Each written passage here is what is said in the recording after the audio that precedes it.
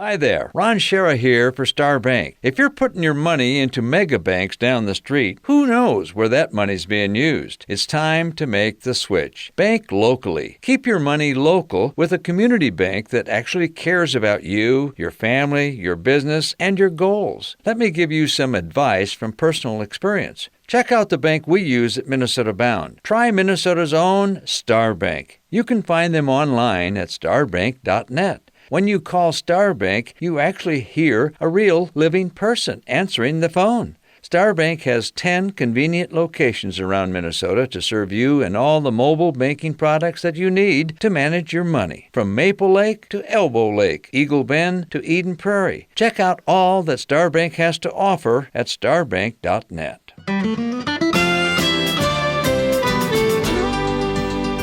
Well, hello there. It's Bill Sherck, the man about the woods, and I am sitting in my downstairs office today, kind of staring over at the wall to my right, where I have a pile of my old paddles, canoe paddles, all out of my old collection. It's funny when you look through it. I see the wedding gift from my best man. I see old Voyager's paddle, which came from my grandfather. Even the pine paddles, really just simple paddles carved by a guy outside of Ear Falls, Ontario. Just lots and lots of memories in those paddles. And today we're gonna take to the water a little bit by canoe into the Boundary Waters to talk about an absolute Boundary Waters icon and Minnesota icon. Everyone has probably heard the name Dorothy Moelter, aka the Root Beer Lady, and she's had an influence on my life, and her story is a little bit larger than life, which is why I wanted Jess Edberg along for today's adventure. And Jess, welcome to the show. You are the executive director at the Dorothy Moelter Museum. Hi, Bill. Yeah, I am. Thanks for having me. Uh, we're running a classic story on Dorothy in our television show, Minnesota Bound, and uh, it's a lot of vintage file video about her life and who she was. Dorothy visited the Boundary Waters way back in time, and she just fell in love with it, right? She did. She did. She was pretty young. She was only 23 when she first visited in 1930. And she visited a very specific island resort hmm The Isle of called Pines Fishing Resort. that she fell in love with. hmm And at some point decided that that was the place that she always wanted to be. Yeah, I often think about what moment she realized that specific calling. The first day she was there, she had a variety of experiences. Um, Observing wildlife, experiencing wildlife, the wind in the pine trees, So I reflect on what was it exactly, or was it everything combined that, gave her this epiphany that I imagine she had. Yeah, and at that time, the Boundary Waters wasn't protected. It was the Superior National Forest, but it wasn't established as the Boundary Waters. So there were still some boat motors around. I think hmm at one point they were allowed to fly float planes hmm in, so you could travel that way. But as we kind of fast forward in time, she spent a lot of time working at this resort, right? Yeah. Yeah. So when she first visited in 1930, she was on summer break from nursing school and went on this fishing trip with her family.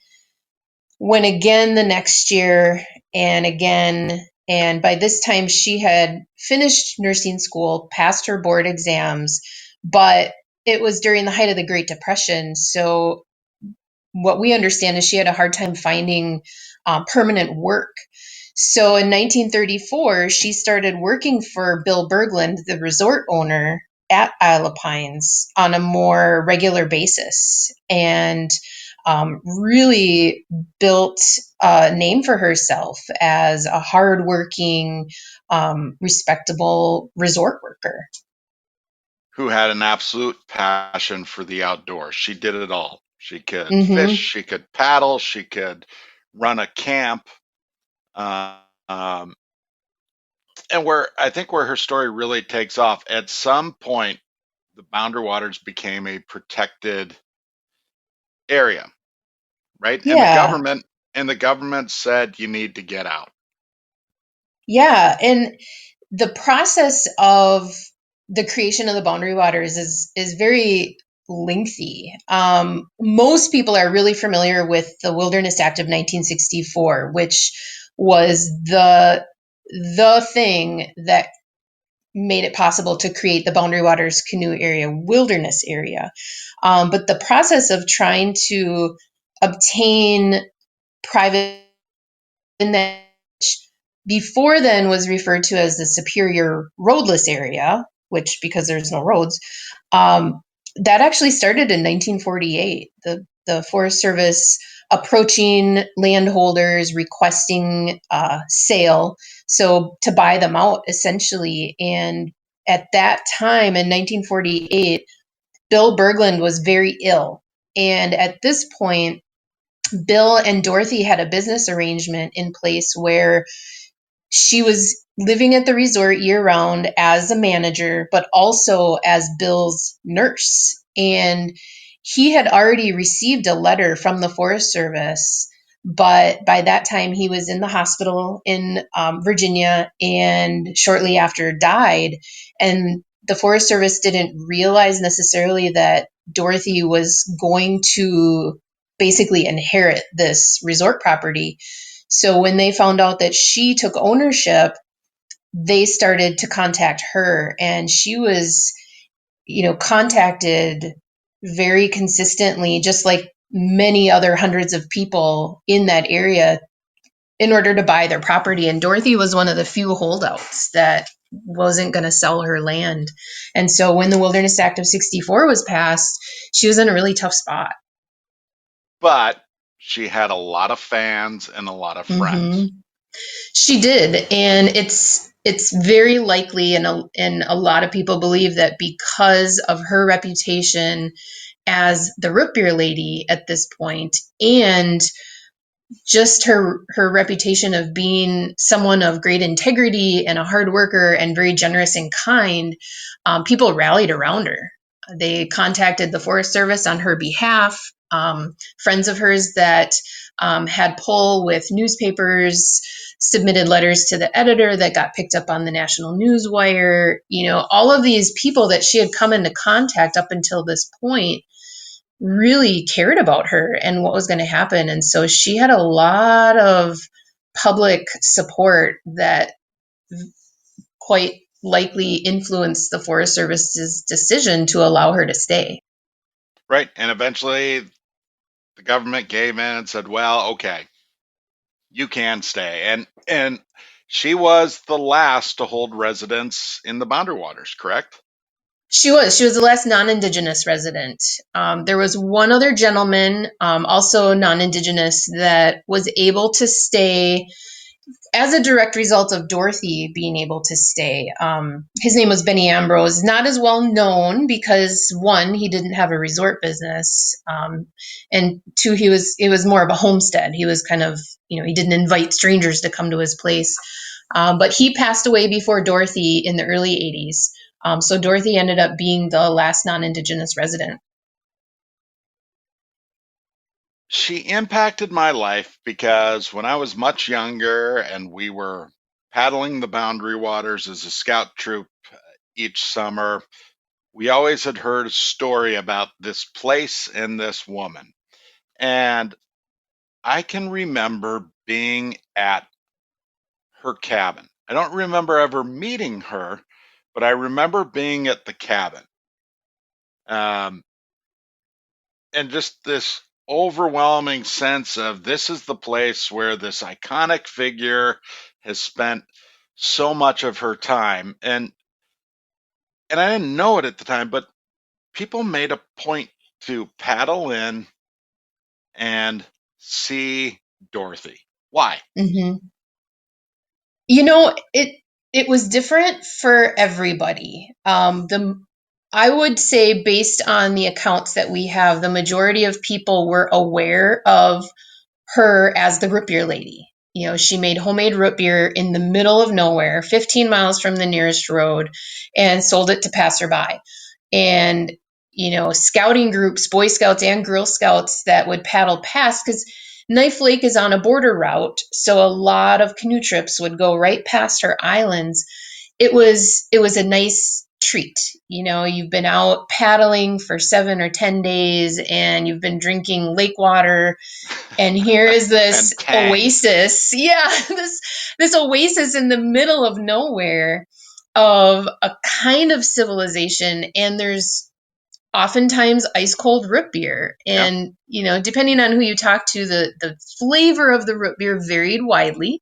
um, but it was a really special thing for a lot of people. It was a destination at the end of a canoe trip, as kind of this reward for being in that area. A lot of people went to her because of her nursing skills. You know, a fish hook in their hand or a hatchet accident at camp. She provided a lot of medical treatment for folks that kind of got into a tight spot when they were out in the middle of the wilderness. So she was the place on the map that outfitters would circle and say, if you get into trouble, this is where Dorothy's place is. You can go to her and she'll figure out what to do. Um, you know, I like to look at her history as a combination of all of these things. You know, her medical care, the uniqueness and novelty of root beer in the middle of nowhere, and I really, her story of how she did what she did really resonates with me.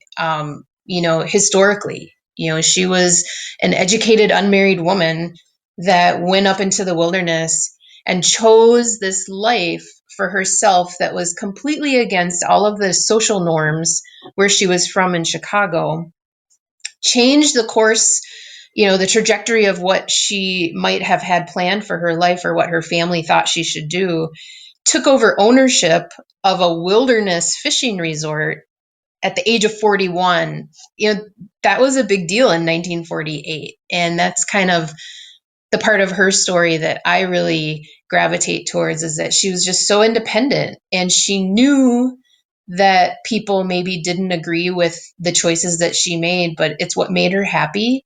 She wasn't hurting anyone. She was doing good, and that's how she lived her life, and it's kind of an inspiration. You know, there are certain outdoor names that resonate, right? Mm-hmm. Dorothy Moelter, the Carefoots on the Gunflint Trail, Richard Prenicky, who lived off the grid in his cabin uh, in the Northwest. You know, those people have always been larger than life to me. Mm-hmm. Um, and so much of their history is documented literally in black and white, right? The Yep. black and white photos, the simple films.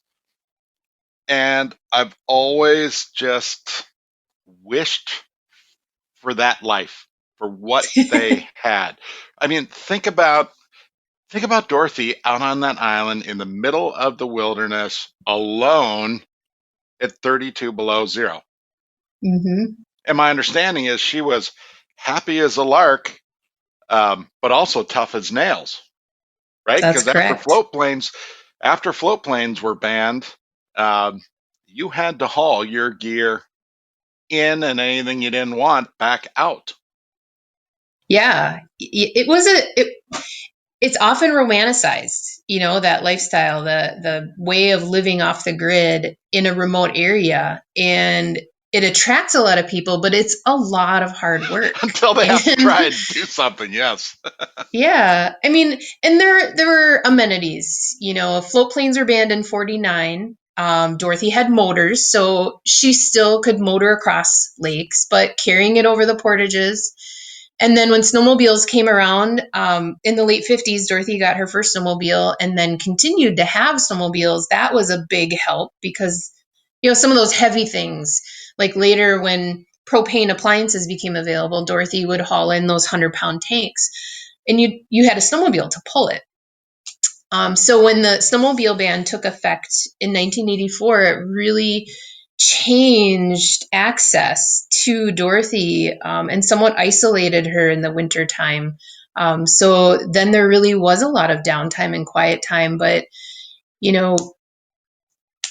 it Plus, appears that Dorothy enjoyed the quiet time as much as maybe she enjoyed the public time she had too. well, and at that point, it was later in life for her. So things were Mm-hmm. just becoming more difficult. They weren't necessarily getting easier as technology advanced. Right. Uh, didn't she wash all her clothes by hand up until very late in her life? I don't know exact dates, but she did have a propane washing machine.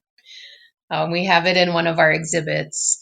But she also had the washboard and the wringer, so especially when you're thinking about wintertime, washing your clothes in the wintertime is a challenge Yeah, when you not live in a cabin that you heat with fire. So laundry becomes one of those things where today we look at, tossing a load in the machine and forgetting about it for a while. For Dorothy, that wasn't an option. You had to be very deliberate about doing something as simple as washing your clothes. Did anyone stay with her long term? I know guests would come and go, Mm-hmm. but was she for the most part um, by herself? It not necessarily. She had quite a bit of family. And people often thought about her as being alone up in the wilderness. And a lot of that stemmed from an article in the October 52 issue of the Saturday Evening Post that titled her as the loneliest woman in America. Hmm. And the reality was she had lots of people stopping by and visiting her all hours of the day. She even made a comment at one point that when she needed to take a bath, sometimes she would have to wait till 2 a.m. when everybody was asleep so she could have some privacy. Mm-hmm. But really, the only time she was alone, if she didn't have a brother, sister, nieces, or nephews staying with her, was during the ice up in the fall and the ice out in the spring because it was physically impossible to get there. Yeah, yeah. But Come she and go. often had, her sister Ruth and her brother Bud were very frequent people that stayed with her. In fact, one of the rooms in the winter cabin that we have at the museum is, we refer to it as Ruth's room because that's where Ruth would stay when she'd be up there with Dorothy. Jess Edberg is my guest today, partner in crime. She is the executive director at the Dorothy Moelter Museum in Ely, Minnesota. And you are listening to the Minnesota Bound podcast, the stories behind the stories, presented by our good friends at Connecticut Home Water Systems, also North Dakota, where you can be legendary. Visit ndtourism.com. And then, of course, our good friends at Star Bank, the bank of Minnesota Bound and the Minnesota Bound podcast. You know, Jess, the cabin after Dorothy passed away, the cabin went out pretty quickly, but there was a movement to save her story and save that place. And Mm-hmm. it became the museum. Talk about that a little bit. Yeah. So, you know, if Dorothy were here right now, a lot of her friends believe she would not want a museum in her honor. And I kind of feel like most people would feel that way. It's kind of it's definitely an honor, but it's a little awkward. Yep. Nobody that when you're living. And so Dorothy had so many friends and supporters and just people that really cared about her and her story as it relates to how the Boundary Waters was created and the history of resorting in the area and just her relationship to the community of Ely and the other smaller towns around here, that they felt very strongly that there should be something salvaged in order to eventually have some kind of memorial to recognize this part of the history. And so at one of her memorial services, a group of those friends of hers formed a plan, which eventually became a committee. And then they approached the Forest Service with the blessing from Dorothy's family to salvage what they could. And so this group led a completely volunteer effort to go up to Knife Lake from Moose Lake Landing by dog sled through the winter of 1987 to salvage everything they possibly could before the Forest Service went in and had to basically reclaim to a more natural setting. And so that's what they did. They spent several months back and forth on weekends or on days off, hauling out the thousands of collection items that we now have at the museum. And it wasn't a straight line. You know, it took a lot of time and energy and figuring out, you know, partnerships and where eventually this place would exist. And in the early 90s, the Dorothy Moelter Memorial Foundation, which is the actual organization we are, secured the land in the John Roseman Memorial Forest, which is a pine plantation planted after World War II, and established the Dorothy Moelter Museum. And it was, you know, in 1993, it opened its doors on May 6th, which was Dorothy's birthday. And so, you know, it took a long time, but finally this museum opened. And since then, which we're going to be celebrating a 30-year anniversary in a few years here, it's really grown and expanded. And we've added an additional cabin. So now we have 3 of Dorothy's historic cabins, each of them with their own exhibit theme, tying in Dorothy's story with the history of the Boundary Waters and her life on the islands, and an interpretive center where we have a gift shop and other interpretive materials. And probably the most important question, if people visit, what are the odds that they are able to taste Dorothy Moelter root beer? Well, of course, we have a root beer product in honor of Dorothy, and it's actually modeled after Dorothy's recipe. So it's as close as we can get to her recipe, you know, within FDA guidelines for food production. So we have it at the museum, of course. And so we have a cooler. People can get ice cold root beer from us. Of course, we also distribute elsewhere around the state of Minnesota and a couple other surrounding states. But yeah, we've got it, and it is good. And it's a very consistent brew, Right. as opposed to Dorothy's, which kind of was rumored to vary widely as far as flavor and taste, how well it tasted. But what you said earlier is so true. As a scout, we would absolutely grind on these trips. It was paddle sun up to sundown. I always tell people I actually never had a chance to swim or fish in the Boundary Waters till right at the end of my scouting career because we always worked so hard. It was up in the morning, break camp, paddle, find camp before dark, get things set up, get dinner done, dishes cleaned, and at that point you were absolutely spent. Go to sleep, wake up, repeat. But it was all simple things, right? It was, you know, frozen noodles and dehydrated eggs, and like I said, tang. Tang was the Yep. only fruitful, sweet thing we had to try. So something as simple as a piece of candy or a mug of root beer, holy cow. And I can remember the sense of we were trying to search that out, and obviously we didn't get it, but I can tell you there have been other trips where those sorts of treats become the highlight. Mm-hmm. Something to And, look forward to. oh my gosh, we had a trip on the Nabocoggan River over in Wisconsin one time, and I can remember my best buddy and I separated from our group. There was a church group drifting in inner tubes down the river, and they had a cooler.